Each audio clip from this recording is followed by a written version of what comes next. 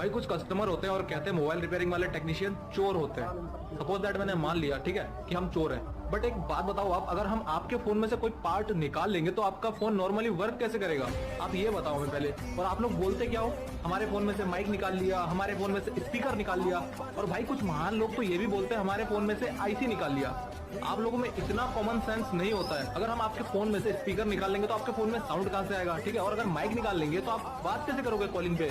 और भाई जो महान लोग कहते हैं आईसी निकाल लिया, भाई एक बात बताओ, आईसी कितना होता है फोन के अंदर, आपको ये पता है? तो भाई ऐसे झूठ मत फैलाया करो, ठीक है? अगले बंदे का काम खराब होता है यार, हर टेक्नीशियन यही चाहता है।